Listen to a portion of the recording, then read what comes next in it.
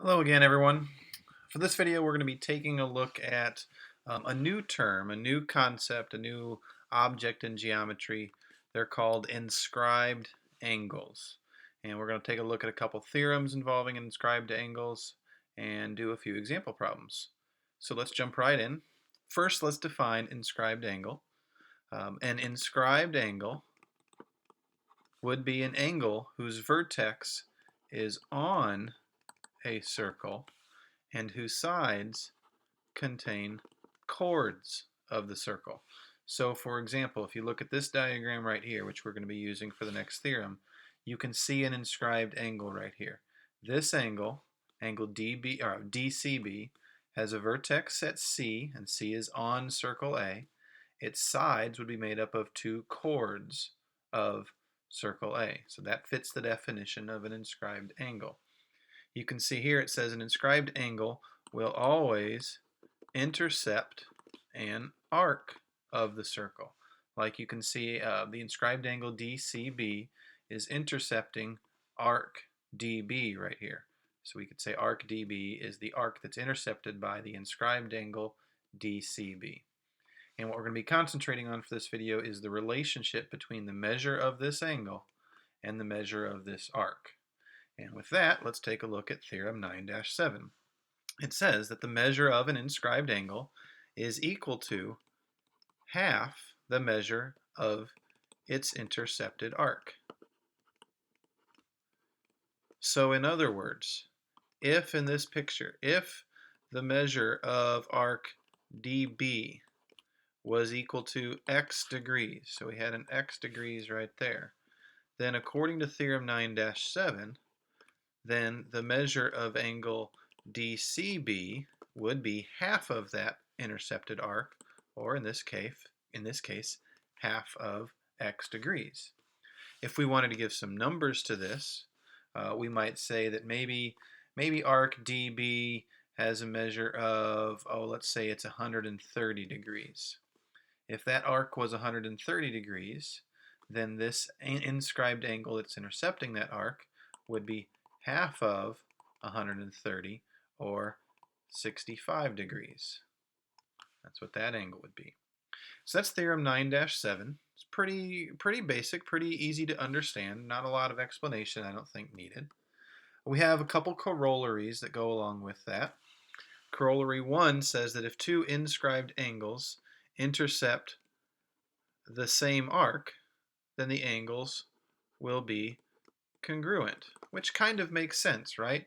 If I stuck a point over here, we'll call that point E, and then I made another inscribed angle with a vertex at E, but that came out to D and B, so we had a chord ED. Let me redraw that, try and make it a little bit better. Chord ED, and we also have chord EB. Well, you get the idea. Not the straightest of chords, but you get the idea, right? This is an inscribed angle because its vertex is on the circle and its sides are chords of the circle. It is intercepting arc DB. So if we use our number from our last kind of example, we would realize that, well, this is intercepting an arc that's 130 degrees, just like this inscribed angle here at C. So this angle's measure must also be 65 degrees, and so you can see it would be congruent to angle C. So these two inscribed angles that are intercepting the same arc would have to be congruent. It kind of makes sense, right? Corollary 2 says that an angle that is inscribed in a semicircle, let me try and write that a little bit neater, in a semicircle will be a right angle, which again, it also makes sense as long as you understand theorem 9-7. If we have a diameter of circle E at GF, that would make this arc GF, or this way, arc GHF. Those would both be semicircles or 180 degrees. So angle H right here that's intercepting that semicircle, that is going to be a right angle. That's all corollary 2 is saying. So that's again pretty fairly easy to understand. It all goes off of this theorem 9-7 saying that the inscribed angle's measure will be half of the intercepted arc's measure. So we have a couple example problems. The video is going to pause here, and I want you to try and give the two answers to these example problems. They both use Theorem 9-7 and their two corollaries. So go ahead and give those a try now. All right, let's take a look at example 1a. It says that the measure of angle CBD is 20 degrees. So angle CBD would be this angle right here. So it says that that is 20 degrees. Let me just try and redraw that, rewrite that. 20 degrees. And arc BC, so arc BC right here, is 110 degrees. Now it's going to ask us for some more information in this picture. But you guys know how I like to do these problems sometimes. Sometimes I say we should just ignore what the problem might be asking for, and let's see what else we can fill in this picture. If this inscribed angle right here is 20 degrees, then the arc that it intercepts, which is down here, would be twice 20, or 2 times 20, so it would be 40 degrees. If this arc is 40 degrees, then this inscribed angle right here, that would also be 20 degrees, right?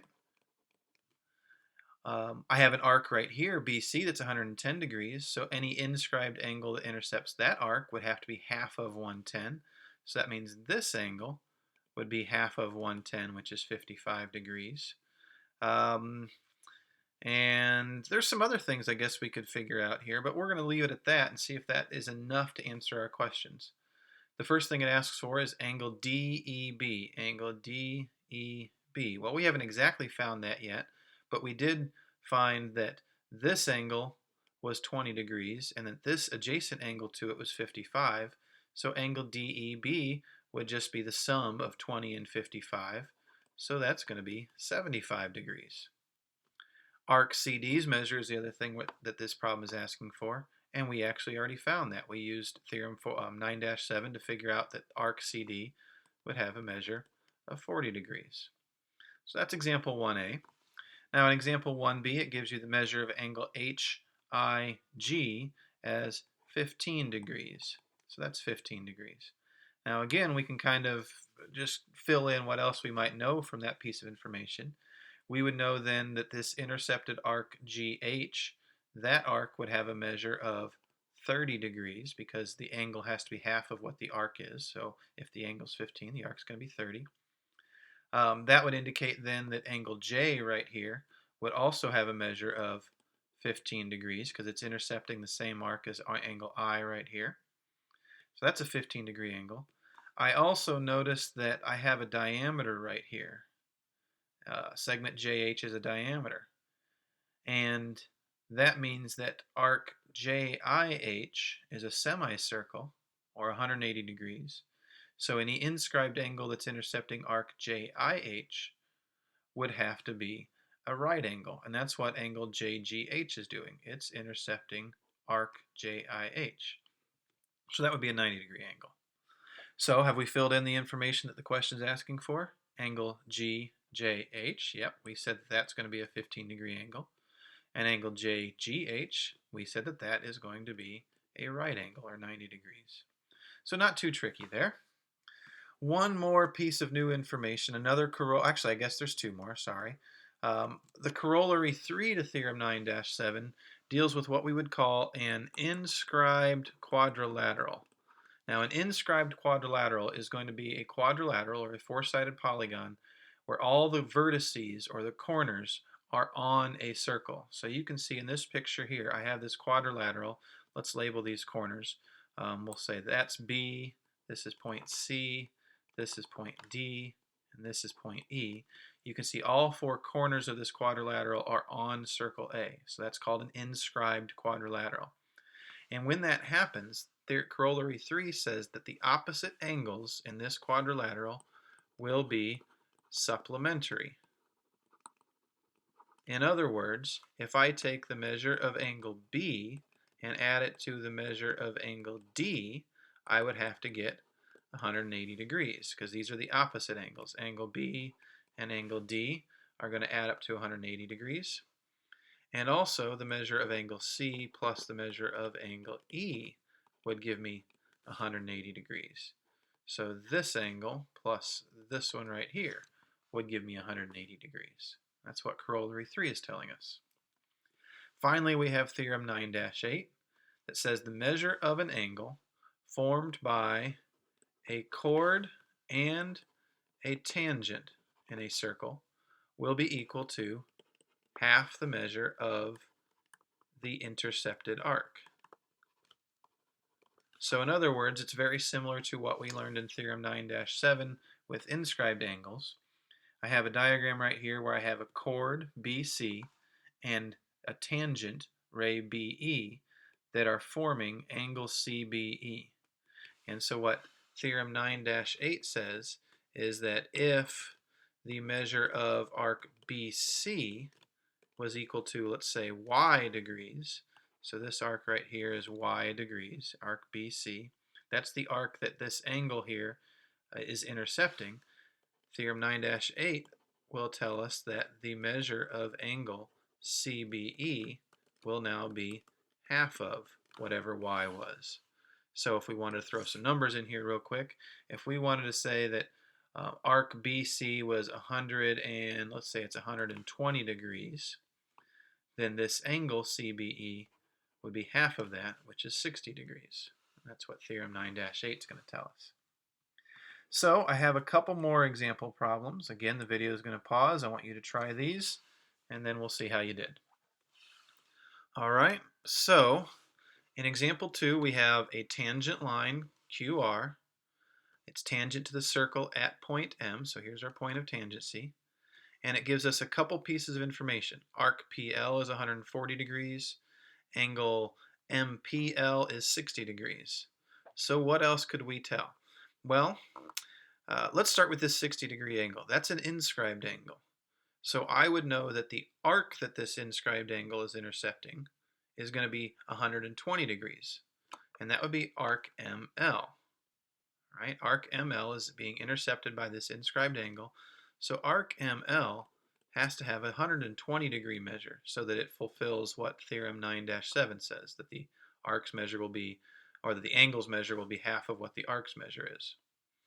Also, we have an arc right here, PL, that's 140 degrees, and that's intercepted by the inscribed angle PML.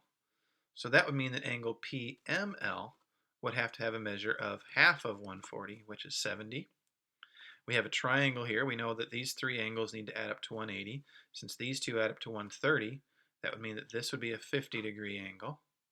That would then tell us that arc PM would have to be 100 degrees because it has to be double what the angle is, again, according to what theorem 9-7 would tell us.